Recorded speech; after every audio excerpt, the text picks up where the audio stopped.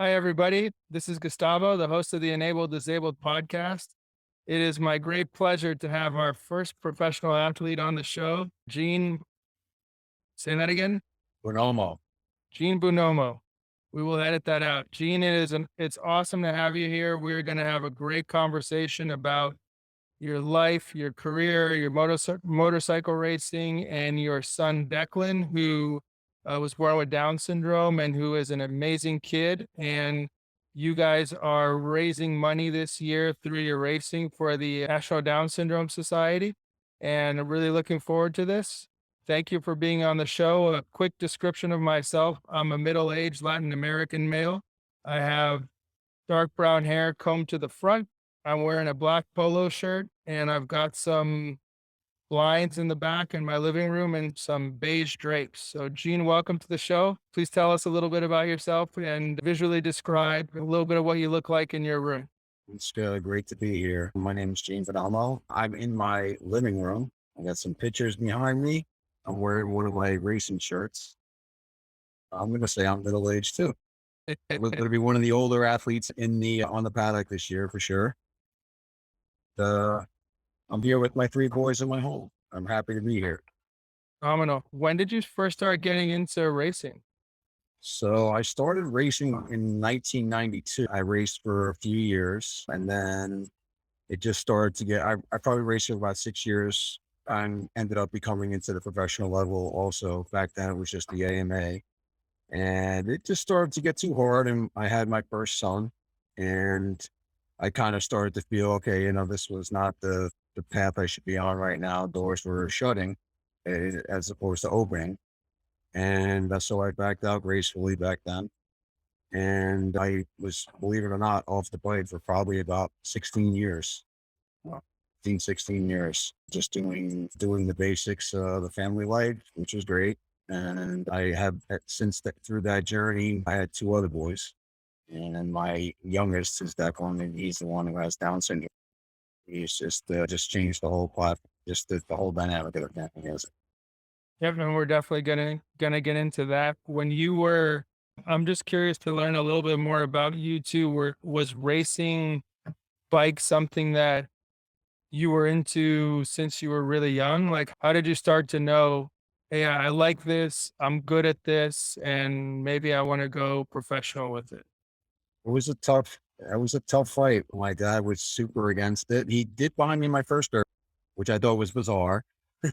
And all I did was get in trouble on the thing. And maybe that's why, because he would not let me use it as much as I wanted to. But as I started to progress, I was a lot younger at that time. It just started to I went to the football and the other sports that were a little easier on, I think, my parents to get me there and to actually do it. But it was always festering in the back of my mind. A motorcycle would show up, or we'd be going down to the shore and I'd see the bikes go by on the highway and I would just dream about those bikes. And it was something that I knew it wasn't going to be attainable from my parents. They just were not really into it enough. So as I started to get a little bit older, I started my own business, which I still do today. It's a landscaping company.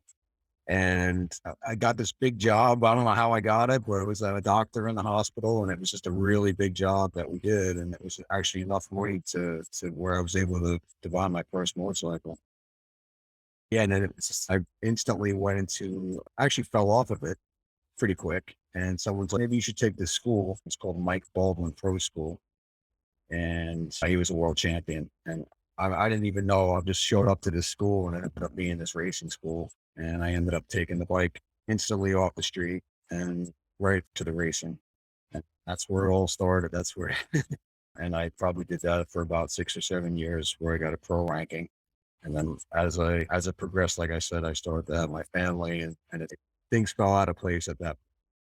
Yeah. It's interesting that you showed. So we're fellow entrepreneurs. So congratulations for opening your own company and pushing through that. And that's never easy. And it's never an easy step to do and to build that business. Do you have any advice for people today or kids today if they're interested in going into racing, whether it's cars, whether it's bikes? Is it for parents, keep your kids out of it? Or is there something you're doing it now? I'm imagining that you've got good feelings for it, even though there's an inherent. That's the first and foremost. Is no one's going to just. I would want to say, as a kid, you have the thought of being heard is definitely not. Is it's not as a parent in your mind. You're thinking more out of the box differently. You're not really thinking about things like that. So that's where they get that term "no fear." There's still inherited fear there, but it has to be. You have to be a special kind of person to. Well, you can motocross, you can flat track, and you can road race. They're all a little crazy from the natural, normal, let's say the regular person looking at it from the outside saying, man, these guys are crazy. But you have to be a special individual. And much like any other sport, really, you have to really have a desire to do it. And for baseball, for instance, for me, baseball was a sport. But then you look at these guys, they're a huge sport. But it just wasn't for me. I was good at it. It just didn't do it for me. Football, same thing. I was good at it, but I had gotten hurt with football, and so I couldn't progress in that. It was just that trend. When I finally was able to grasp the bike, I was like, "Wow, this is really neat." So, as far as to answer your question, I would say if your kid said to you, all I want to do is ride bikes," and I would say embrace it because that's all. That's the way I was, and my parents didn't embrace it, and they felt bad later in life. They did feel bad. They were like, "Man, I just didn't." I think I wrote my mom a letter and my dad. I'm like, "I'll get A's in all my classes. Just please buy me this bike." And I'm like, "Why didn't you buy me the bike?" And she said, "I don't know." It was dangerous, but she felt bad, so I think it's something and it's becoming more the norm now, where people are starting to really look at and listen to their children and what they want to do, and it's just on a regular level. Much if we spin off to Down syndrome, everyone has dreams, and we have to try to, as parents, we want to try to give them the avenues to do it. Racing is a little bit more expensive than a a regular sport like football, baseball, basketball, and things like that. So it's a lot more that is in play with racing and motorsports in general. Absolutely. And there is a, I don't know too much about motorbike racing, but I'd imagine that between the suits and the helmets and some of the rules in the sports that they are trying to implement more safety, restrict like more safety to it. I know that with Formula One, it was a lot more dangerous to do it 30 years ago, 40 years ago than it is today. Absolutely. Yeah, it was a death mission back then, especially for those guys. The protection is amazing now, and it has spilled over amazingly into my racing and everyone else's racing with the air suits. And I have a great sponsor from Revit, Miles Matthews and Revit. They hooked me up with an awesome suit. That's an air suit. As you eject off the bike, this suit has GPS and it senses your position, and it just jettisons these airbags in the suit. And it's just an amazing amount of added protection that they have that just encases your internals up here in air. And it's amazing. The helmets have come a long way. So much testing and development that goes into them. I had no idea about the suits. That's an awesome innovation. That's Oh, really helpful. amazing. Absolutely amazing. And that was one of the biggest things that we were trying to do when we were putting the suit deal together this year, was trying to be able to utilize that tech air suit. Are you the only one who has that tech air suit, or is that something that's getting more common in your racing circuit? On the pro level, most of the guys are running with it now. It just makes sense. As far as Revit's concerned, it's going to be me, PJ Jacobson, and Daniela Petrucci, all top riders. And those two guys are huge. I'm the grassroots guy. These guys are world championship from MotoGP and world championship from World Super Sport and World Super Fight is PJ. Yeah, so it's those, and it's all started out in MotoGP. They usually start with that higher platform and it stems down. It's starting to trickle down into the mainstream now, which is great. And I think it drastically reduces a lot of injury. That's fantastic to hear. Yeah. And so let's go back in time a little bit to where you have your first two sons and you're raising a family and you're doing the family entrepreneur thing, never easy to balance either. And then Declan is born. And can you talk a little bit, and feel free to share whatever you like. Just, can you talk a little bit again for maybe for new parents who have just had a child? Either it can be any disability, it could be any chronic condition, it can be Down syndrome. What are the kind of emotions that are going through you, and what's the process of, okay, how am I going to help my son thrive? How are we going to adapt How are we going to learn? Tell us a little bit about what that process was like. Yeah. I have to start back when I was real quick, just to stem on something is that when I was 17 years old, probably 16, 17, I was dating a girl from my town. And there was this little boy, Tommy. I want to say it's Tommy. I'm almost 100% sure. And he used to sit on this rock on the corner of our house, and he had Down syndrome. And he was just the cutest little guy. He was just sit there. I guess he would visit his grandparents a few weeks a year. So you only see him like during the summer. And I would talk to him, and he was just, and I remember saying these words. I remember, if I ever have a son, I want to have a son just like that. And it didn't resonate with me until it happened, but it was even later on. So I'd always thought that was a cool gift that I never realized that I brought on myself. But so moving forward to where we're at, where we got the news about that one, I would, to be as frank as I can be, and it's almost shameful me to say, at the time I wasn't doing well with my ex. We were not doing well in our relationship, and all of a sudden now we have another child coming on. I was like, oh man, it's going to be tough. She had some issues, and she was having a hard time with two perfectly healthy boys.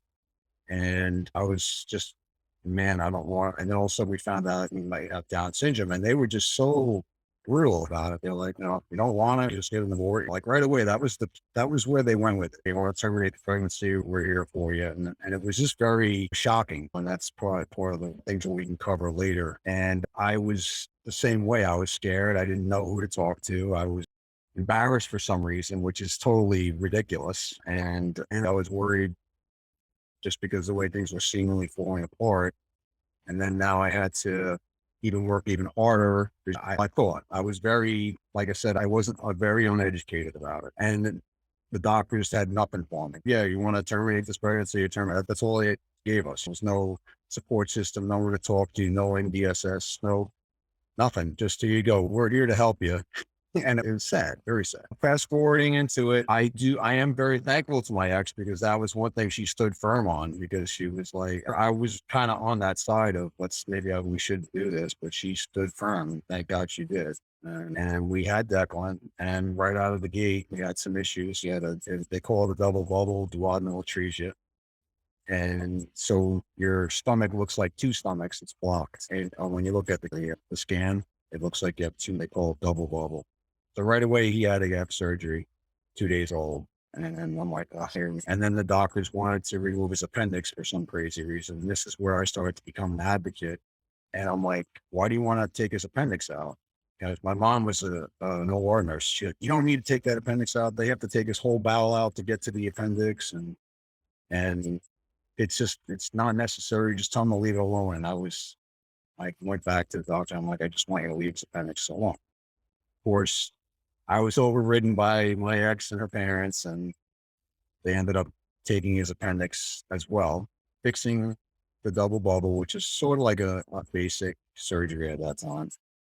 And what had happened was he was allergic to the latex. So when they put him back together and he was all good and, he was fine for a few weeks, he ended up getting adhesions all over his bowels and everything got blocked. So now I'm like, you were right. They should have just left them alone because if they hadn't taken the bowel out, they wouldn't have gotten through. And that's when I said to myself, there's never again, I'm going to research everything and no one's ever going to tell me what they're going to do with my son. And that's where it started to evolve. For me, I was on that parental instinct. I'm going to give this kid everything that he deserves because he can't speak for himself. It was just at that point, it's not even, I want to say he was probably 4 months old by the time the second one, maybe. And things started to transition again with that kind of behavior where my ex started to back away from the situation, which I thought was bizarre. And so I took this role. It was very strange how I was against it and she was for it. But then all of a sudden she started to back away. And then eventually she left. And yeah, I wouldn't say Declan wasn't even a year, maybe and not even a year and a couple months. And I was alone. I had the three boys. It's I'm getting choked up here. I can't believe it. But yeah, so it was tough. It was tough. But I just switched all the gears. I was like, how am I going to fix this? How am I going to survive? How am I going to do this? And I still hadn't come into the NDSS and I was just walking alone. trying to figure this all out, researching. And the school system sort of helped me. They did, and but it just they weren't as they didn't have the knowledge as much as they have now, even 10 years later. Let's say it just has evolved so much more with information for someone like me to try to how am I gonna deal with this? How am I gonna do these extra college appointments? How am I gonna run my business? How am I gonna get these two to school and get him to school? It was crazy. But I figured it out somehow. I can't tell you how, but I Oh, figured it out and it's been a blessing. He's been just like as all those days where you wake up and you just look and you probably do it and we all do it. You have a bad day, you wake up and you're just like, oh, I gotta do this or and he just be like, "Hey, Dad, hi, how you doing? I love you." Like, just that amazing presence that he had, I think saved me. And as he got older, it's just been a blessing every day. A different story, a different amazing thing he does. And my other two are amazing. I don't want to push them aside. They've just been the greatest, bigger brothers to him, greatest peers. They treat him as one of their own. They bash him around, they torture him and all that good stuff like big brothers do. And so it's been quite the journey. that's an amazing story. Thank you for digging deep into that. That's never easy to relive past challenges and hardships. So thank you for sharing. That's going to, I think, really help people. I think it's interesting to see the story that I have a younger brother, and we were pretty much always good friends. We're 3 years apart, and he's non-disabled, but it was always I think partially because we came from Brazil when I was 2, and partially just the way my parents were, there was this real solidity within our family, and it was like, you 2 are brothers, and you need to learn how to trust each other, how to rely on each other, how to be friends because this is family and this is what you have. And even though we always had other friends, that I think that really stuck with us. And my brother, besides myself, has been a harsh critic. He'll tell me when I'm doing something wrong. He'll help me like, hey, and in basketball, why don't you try this instead? He had that empathy. He saw me as a human being. Right. And that's something that I couldn't have asked for a better brother. I couldn't have asked for a better friend growing up than him. And it's interesting. It seems you've got a similar dynamic in your home where your 2 older sons are seeing Declan as a human being. Like they're accepting him for who he is, they're acknowledging him for who he is, and they're including him in the family, which is beautiful. Right. They're amazing. All three of them are amazing. I definitely blessed for sure. And now it's as they're getting older, it's even more helpful. Just the way they step up and just do whatever, help Declan with something on his computer or help him with his homework or even fixing one of his games, playing a game where he's stuck on a level ready to jump through the ceiling. Just the same, the frustration's there and I got to help him, but he does, and but I like that because that's real and it's true. And I would almost say it's not even so much to where they're just like, oh, I got to help them no matter what. They still cry and moan about it too, just like the rest of us. So I try to keep it where he's special, but he is also they're all on the same level. They really, and that's try the way I try to keep it. And that just comes natural to them to help. And it's seemingly everyone around us.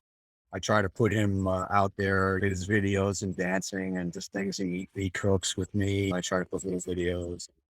We're trying to figure out a niche here, what he's going to be. Wants to ride. He rides a quad. I'm a little nervous about the motorcycle just because it requires so much more attention. And he may see me and he'll just be like, "Hey, Dad," and forget what he's doing. And his reaction might not be as quick. So with the motorcycle still worries me, but I'm hoping to see if we can figure that out. I don't want to But keep, he's like my biggest fan and he's also the one, he's probably more than the other ones who wants to ride. So it's pretty cool. that is cool. It's pretty How did you so I imagine that your mom was a really helpful support structure as you moved through this, and then how did you come across how did you come across the NDSS and when was that? And let's talk a little bit about the ways in which they've been so supportive and helpful and have really improved the dynamic of your life and Declan's life. That's a great question. I want to say I had this down, but I'm gonna say he was probably around 6 or 7 years old. It was pretty much getting in, maybe even a little later than that. I wish I had a date for you, but when I was doing the whole schooling and his programs in school, which, like I said, when you're diagnosed, when you have a diagnosis, they go right to the textbook and they have it all mapped out. What we're going to give, what services, PT, OT, speech, and the amount of time allocated for each child and so on. And then they have groups like multiple disability rooms. They have children with autism, and then say, where does he fit in there? Levels of Down syndrome are the scope is huge as far as delays, and it's there's no set. They're not all on the same level, just like autism or any other handicap. Every degree of it is different. So that's where I was starting to freak out. And I'm like, I don't know what to do. And my mom actually suggested start looking for groups. And I was like, I don't need a sports. I'm macho. I don't need a sports system. I don't need to, the school. I'm just going to fight with the school. But I didn't. Advocacy is a big help because the school's going to kind of, and I don't want to sound like I'm knocking the schools, but they have a budget, they have things in place, and I get it. But we have to push the envelope as parents on all that. And just like anything else, pushing and pushing. The first quest was trying, okay, so let's go to the National Down Syndrome Society. So I had called over and I started to research on the computer. And first thing I saw was the advocacy. And someone answered and she came right on to me and she started talking to me.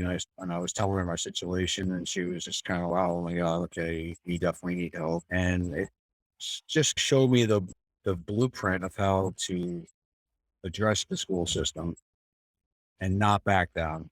And not you just have to, I mean, you can't go in there like guns blazing, but you have to be strong and you have to be persistent and give your child the best program that he needs. And that was the biggest help that they gave me as far as even medical things, medical advice, with insurances and things like that. And then it also stemmed out, they got me into the Special Olympics because for some reason I was blinded by Special Olympics. I just didn't even, I'm like, what am I going to do with this guy? And they're like, oh yeah, you got to get him into it. And it was the greatest. It was a great program. They just have so many avenues early on and just someone to talk to, someone who can appreciate what you're going through, who has a diverse in this specific diagnosis and what they have to offer. And it continues to grow as all the individuals grow. And that's where I start to see that, okay, he's this cute little guy and everybody loves him and everything. But I'm starting to see now the transition, the hurdle that I'm having trouble with right now of me watching is the friend. So his level stays the same, but his friends are growing and now they're not wanting to hang out with him. And it's sad because I'm bored. And that's the thing I'm starting to deal with right now, learning how to adjust to that. It's an ongoing process as they get older. Cuteness, I guess you want to say, wears off. I don't think it does. I think they're all amazing, beautiful. I think maybe it's sad, but it's true. It just seems to be, I think the world's embracing it way more now. And that was the greatest advice and information that I got out of the NDSS. And that's why I want to be a part of it. It was a huge step for me in learning how to deal and fight and admit that I don't know, I don't have all the answers. It's hard. I know my parents were, especially my mom, did a great job, advocating for me through school. I've spoken to people on this podcast that I'm still in touch with. Her son was born with cerebral palsy. He was on the podcast. He's phenomenal. But she talked a lot through everything that she had to learn in helping him get what he actually needed in school versus what the school was willing to give. So advocacy is huge, but if you don't know what to fight for, you're swinging blindly, right? You're out there fighting, but you need the information, you need the foundation of knowledge and the people helping you and support you to say, actually, we think you should look here or you should try this because this is going to help your son out way more. So that foundation is tremendously How to important. word, even how to word a sentence. He needs like his needs. He needs this, or then it was even the last resort of, well, we're going to take him out of district to a better school, and guess who's paying for it?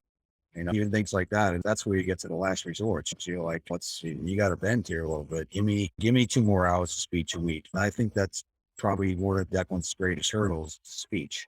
You spoke to him briefly, and it's a little hard to understand them, and that's one of the things we have to try to dial in on that. That'll come with time. I think that he's 13 or 14 now. 14. 14. So I think 14 is a an awkward age for most kids, Yep. and all of those transition periods are differently difficult for everybody. So it's gonna be obviously with Declan, there's some additional challenges there, but I think that with like any kid, like any human being, if you give them the love, if you give them the support, if you give them the attention, they're gonna find their way as people, and people are gonna see them for who they are. It's just a matter of persistence, like you said, having the right people behind you and supporting you and just moving through those challenges that life just never seems to stop giving us, no matter who we are. That's absolutely right. That's and getting him out there. You participating, like you said, with you, I can do this, or just participation, making sure they're included. That was another issue. I'm sure that was probably an issue, a hurdle that your mom had to go through. Like, why can't he be out here playing basketball?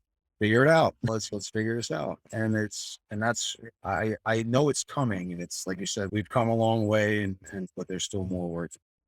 And that's kind of how, as life kind of went on, so I can't even tell you exactly how I got back into racing. And it almost did seem like an irresponsible move, but I was having my struggles because most of my friends were in this lake community. I'm in a beautiful lake community here in England, New Jersey. And not to knock horseshoes or darts or this or that, or just all these other extracurricular activities were just not for me. It wasn't doing it for me. And I had to be doing something, like running around, doing something, riding something. My son, I came across some pictures and some trophies, and like, it was just like that. And then so with that, I think my friend called me from back in the day, and it was just amazing. He had a bike for sale, and the next thing you know, I was on the bike doing track days, and it's been good for me because it gives me an outlet. Yeah, and I would bring the boys with me, and they all ride and do stuff. So it was just another great avenue, and a good therapeutic thing for me too as a person. It's just evolved, and I'm not really content with just kind of, yeah, I'm just gonna hang out here and do track days. Let me try racing, and then I started doing some endurance racing with a guy I met. He's Canadian, but he lives in New Hampshire, and we became best friends. And after a few years, we won 3 national titles in team challenge endurance racing. Oh, And then it's on to the next. What's the next hurdle, which leads me to Moto America now. well, That's gonna be a big one. It's a big. how much training do you have to do, Gene, or how long did it take where you started to feel like I'm getting my skills back, or was it like that old adage about riding a bike, you never really forget once you get back on? Like, what does the process look for you now? I'm gonna say the first day I got back onto the racetrack for racing, because I didn't, even ridiculously as it sounds, I didn't go until track day. I went right back to racing like a nut. And I remember the first day I was out there, I'm like, what am I doing out here? It was in New Hampshire. I was turning into turn one, and I'm like, what are you doing? But then the way the bikes have evolved from the 90s to I guess I think the bike I was on was 2008. It was a few years older, but that bike has remained unchanged for a few years. But it was just I was almost instantly where I was as a pro years ago there. And it was amazing, the technology and how easy it is to ride these bikes now. It's just a way different, sport. Just like everything else, it's evolved too.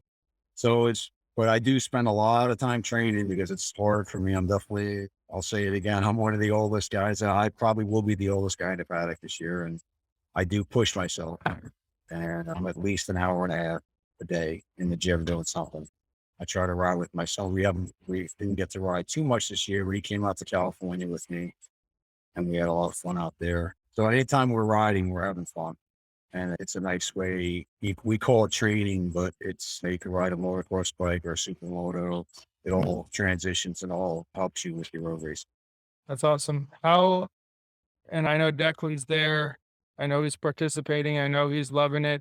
Can you talk a little bit about what it's like? How has he taken with the crew, the team members, the fans? Like, does he get to I'm sure he's interacting with everybody and just cheering people on, learning, enjoying the experience. That must be interesting to see like this whole new world open up for him that most kids don't get to experience. It's great. I mean, I want to say the first time they went was, obviously I had to start as an amateur again, work my way back up through the ranks. They were there, but they were riding their skateboards and their scooters and they were oblivious to what was going on. They were a lot young. They were like, and so then they didn't come as much when we started to travel. I started to travel a little bit more. And I would probably go away once a month and I would start the team challenge, which was like a national thing. And I would bring them to New Hampshire, which would be considered my home track, even though it's a track in Jersey. I just appreciate that facility and the people. They were my friends from years ago and it's just a great place to be. And they had the national there every year. It was always Father's Day weekend, which was brilliant. And we always won, and it was really cool. So it was a neat, and I used to roommate as they got older. They were there, and I'm like, "Come on, it's Father's Day. Come learn the track with me." The older guys, and then the last time we had gone there, 'cause they stopped doing that race up there, unfortunately, a few years ago. But he had won a bunch of medals in the Special Olympics, and I had just told my friend, it's like, and so we go to the riders meeting. I'm not sure if you ever got a hold of that video that they just had this great presentation. They gave him a national award for the Loudon Racing Series for all his achievements. I couldn't even speak. Like I was so taken back by it because he won like 5 medals in the Special Olympics and like a week or two prior to that. So it was like motorcycles, what? And it was fantastic. It was a beautiful moment. And that's the motorcycle industry in a nutshell. They just embrace everything, and from one end of the scope to the other. And it is exciting for them, I think, to be there. And he loves it, especially because now that some of the women will take him, and if I have to go out on the track, they'll take him away if my girlfriend doesn't come, or my sister who was there in Daytona, so she was a big help, and my other son came. They just kind of go through, and everyone just gets to know them as they go. And so now this was the first Moto America event because Daytona changed over this year, so it was even bigger platform of everything that's going on. So it was pretty exciting. Yeah. That's phenomenal. And the Moto America is where can we watch it? Where can we are all the events televised, or are some of them televised, some of them not? Do they stream it? They're starting to put some of them on, but it's Fan Choice Network. I'm hoping it didn't change this year, but I can update you on that. And it is a web-based, you can buy the series, but they do put some of them out there. Not enough, but that's where it's evolving now. It's starting to come more mainstream, as it should, because it is exciting for people to actually see how much goes into it. Just to get one team out there and onto the track it's very involved. And it's just such a tight knit group. Everyone's just so close. Everyone's at the end of the day, everyone's gets what they're doing out here. I think sometimes it's nice to see someone like me come in and I have a little bit more on my platform, whereas I'm bringing something else into the mix, something that I believe in. Seems to be getting some attention right now, which is great.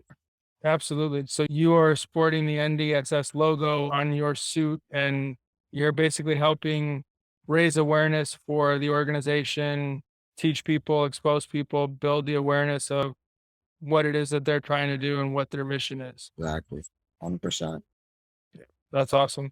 Yeah. And I'm going to just put on some events through the year. I'm going to try to do an endurance event for myself, basically, and maybe just get out on the bike as long as I can stand it. Maybe at a track event and maybe try to raise some funds that way for them. And it's in my wheelhouse. So I think just kind of people when they run miles or do, things like that for donations, I might do like laps. That will be one of my events this year. We're going to try to get that locked up soon. And then there's I believe 12 races for Moto America. And it's gonna be a tough call just to get in there and get on the grid there. We're doing the stock 1000, and then just the X10R. That's another level of bike that I'm just learning. Even I'm always learning. I went from the 600, which would be GTU, it's a lower CC bike, to a 1000. So you're going from 115 horsepower to 200 and something horsepower. So it's a big jump in the motorcycle. That's significant. For people who don't know, those bikes, give us a reference point. How fast are you going in a race, and How quickly are you accelerating from 0 to wherever it is you're going, 160, 150? I don't know what your top speed is on those bikes. It's different on many of the tracks, but I'm going to say the 1000 could probably get close to 200 miles an hour if you were to open it up at Daytona, which is probably one of the fastest tracks. But they usually run that race is on 600s. But all the tracks, Road America's got a fast, wicked fast back straight, and so there's a lot of tracks where it's the turning and the maneuvering at 80, 50, 60, 70, 80, 90, 100, 150 mile an hour corners that, yeah, where it's really with your knee on the ground and it's pretty wild. I have a client who was a former he's a professional racer on the weekends too, and he races cars, but he says that he's found, I think he's in his 40s, mid 40s right now, or late 40s. He said that he finds a lot of the younger racers are a little bit more less careful or much more willing to take risks that maybe they shouldn't take. That's where he finds the most difficulty is dealing with the younger guys who don't I don't want to say this the wrong way, but it's like they don't have an appreciation as much for better racing techniques. Do you see the same thing in I like think motorcycles has a little bit more of a gentleman approach to it, only because of the risk factor. But I definitely will say that the younger guys are a lot more. I don't want to say what I want to say, but they they got a bigger set. I want to say maybe that they're not risking as much. The thought process, or not even thinking about risk at all. Really, I think. And but I do want to. I would say that there is a level of as a gentleman in that sport because it's just so much. It's just such a fine line of being on it and being off it and being hurt. And so there is, but there, I would say that as far as a fear factor is concerned, more so than a respect factor, it's, I would say some of the younger guys definitely have less fear than some of the older guys, and that's part of that whole sport, that mental drama of it. It's not easy to do it. It's easy everybody to do it. It's a commitment. yep. Yep. But It's fun. it's something where you want to respect the risks, but you still have to, as a professional racer, you're still trying to beat the person next to you and finish as quickly as you can. So you still have to you have to balance that risk reward like in a split second. And when if these guys they're in the heat of a battle and it's close, they're going to rub elbows and they're going to push on each other, and no doubt there. But that's with all the respect in the world. It's just part of it. But yeah, so it's great. It's a great sport. I wish they would bring it, more into the nation, a little bit more and up close, more direct, at those cameras right on those bikes in everybody's faces and let them really see what's going on that bike. The technology out there is amazing right now. Yeah, absolutely. They appreciate it. And back to the voice that we were all, talking about. I think that these type of sports, and I think Motor America for me this year is going to be a great. I think they're showing super interest in this, and I just feel like it's just going to be a great platform. However we do, they're going to give us the time to really get the word out what we're trying to say here. That's really fantastic of them, and I hope more professional sports organizations take that into account, and hopefully you can help be the launching pad for that, right? If this goes well, which we all hope and every indication is that it will, you can keep building off of that and potentially helping or consulting with other sporting organizations in different sports to help raise even more awareness. Absolutely. Yeah, it's great. And like I said, it's just amazing how doors open for you with this. It's just how, the people that I met, like I just at Daytona, just that one event. It's amazing. It's there. It's in front of us. We just have to embrace it. Absolutely. Yeah. Absolutely. Everyone has something to offer to help, not just money. You always center. I'm sure you've run into people that have helped you along the way. It's just amazing how it happens. It just catches you off guard. Like I said, this guy, was Sheridan Moraes. He was one of the guys who was contending to win the Daytona 200. And somehow they found out that I was not getting into the race. And, he came over and asked me for my tank. And I'm like, I was a little standoffish. I'm not going to lie. I'm just going to get coming carnival on my bike here. And this is kind of weird. And I was still upset. But and then he stepped back and he's like looking at my bike and he's like, oh, I saw Declan sitting there. He's like, you his dad? And I'm like, yeah. And it just opened a whole other dialogue. And to the point where I was like, yeah, whatever you need. What do you want to take? It was pretty neat. So I know we talked about it offline, but why don't you tell us so that everybody knows tell us about that interaction and what happened, what came out of it. So with that interaction, Stepan is his name. He runs I want to call it the Golf Masters. I should know this. And it's the Golf Masters, but it's one of the biggest Special Olympics on the world over in Europe. It's a big fundraiser, and it would be like long ball golf, so everyone gets the best shot, and they just raise awareness and funds for the Special Olympics, the World Special Olympics, just on a higher platform. So he invited me out to go to one of the events. The country's closed down now, he said, still. So when they do start it back up, and it's in McCall every year, which I've never been to, and they have where you pay the parents, or if you have a son or a friend or an athlete, that they pay for everything. 5-star hotels, you just have to pay for your airfare there. And then it's just getting involved, and it's the same type of platform, fundraisers, and everything goes towards the cause and keeping these Olympics going. Yeah. Yeah. It's amazing. And it was just like I said, in the guarded conversation over a gas tank, and it was pretty wild. And I'm glad he came in third in the race. So I'm glad that was pretty cool. That is pretty cool. That's the whole key is you got to put yourself out there and you got to expose yourself to those opportunities. If we're just sitting at home, not wanting to get out there, not wanting to take risks, not wanting to do things, there's not a lot that's going to happen. It made sense for me doing what I do. And we talked about people say it's risky and it's this and that, but I figure I'm not even sure how it evolved, but it just made sense to me. And with Declan there, it's even better because it just sparks and people see him running around. And what do you do with him when you go on the bike? Someone will kick him back into play here. Like I usually have someone there with me, and if I don't, there's always someone willing to help me, which is Yeah, it's a community. Like you said, it's a tight knit community. it's amazing. Even Dunlop Tires, they're a sponsor of mine, and Corey's, yeah, just bring them, drop them off, or send them over here. We'll keep them busy, and it's great. And Gene, I really appreciate all the time, and I think this has been interesting. What have I missed anything in this conversation that you feel is important to talk about?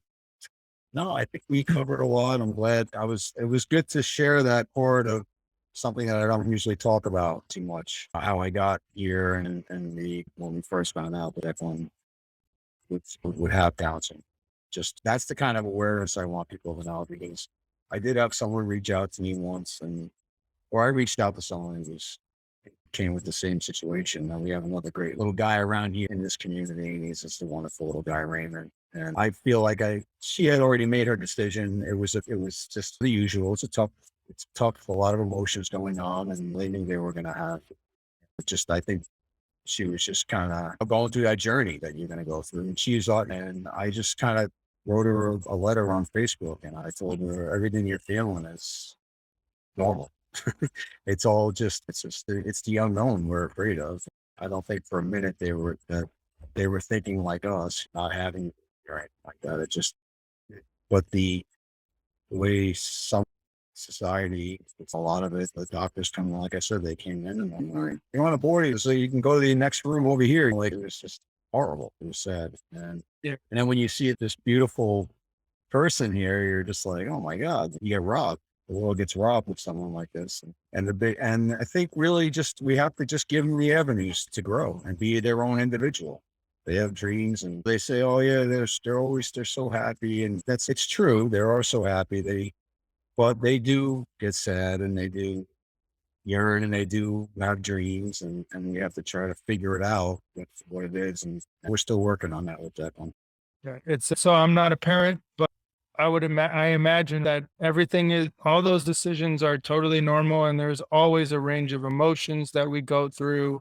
And when you talk to parents, so many you hear from or when they're expecting is, I'm just hoping the baby's healthy. I'm just hoping the baby's healthy. And I don't blame them for that, because that's a normal thing. It's a cultural thing. It's a societal thing. And that's what makes those decisions and those emotions more difficult, because as a parent, that you're going against the grain. You're going to be in the minority. But on the flip side, it's there's so many blessings and amazing experiences and opportunities that you get because you made that decision, because you showed that courage that most people don't get to experience. Like it's not a I'm not going to say it's a cut and dry thing. I'm just going to say there are a lot of benefits and a lot of things and that kids with a disability bring to this world that people don't realize yet. And more people are, but I'm really happy that there are parents like you. I'm really happy that there are parents and human beings like the people we've met on this show that I know personally who took that journey, embraced it, and found the way to make it just as beautiful and just as amazing and just as difficult as raising any human being. Absolutely. Yeah. That's really the difference is, yes, because it is just because they're healthy doesn't mean they're not going to be diagnosed with a learning disability or there's always hurdles. Always hurdles. And Exactly. like I said, when you hear it from the doctor like that, you just like they put you in this negative state where you're like, I'm dead in the water before I even get started here. And that's it's terrible. I pray that that's not how it is, how they present things the way it is now. That's the way it was for me 14 years ago. Yeah. Sure, it's come all that avenue or that part of it. I haven't seen how they. Well, I'm sure it's changed. I don't know. I I hope mean, well, I hope it's changed too. these are all the things that the National Down Syndrome Society is like. It's just one big operation on every level from start to finish, and it's all about just improving the lives in that journey, helping open doors for them as they get older, and breaking down doors Absolutely. if they're there. And how can people I know that you're gonna send us all of the website info, but how can are there other ways that people can connect with you once this show comes out? Instagram, email, MotoGP, NDSS, like where are the ways that people can get in touch with you? So right now I'm on Facebook. It's Generosa Gino and Instagram as well. And then I would have the link for the NDSS and it's Mission Decky. I don't have the specific link because we just got it up running. So we'll definitely have to post that at a later time. It's up on my Facebook page right now. And it will be Generosa Gino and my Instagram as well. And Fantastic. that'll give you the basis where you start. This we're gonna try to I have to add to it as we go. And feel free to look at my Facebook page and you'll see that one in there. If you dig in there a little bit, go back and it's my stories and you'll see videos. And we're gonna try to post more of him and his brothers and just everyone as much as we can. The fundraising is a small part, but it's a part that's gonna help the NDSS. And so whatever we can do to put more money on the table for them to complete the mission that they have and help every year is what we're here to do. I think Fantastic. Yeah, hopefully, you know, as far as I'm concerned, you have an open invitation back here anytime. Keep us posted. Once the season's on, maybe once the season's over, you can come back. We can do another show. We can talk about how, when, and if there's any events or any fundraisers that you have coming up, just let us know and we'll post them as well.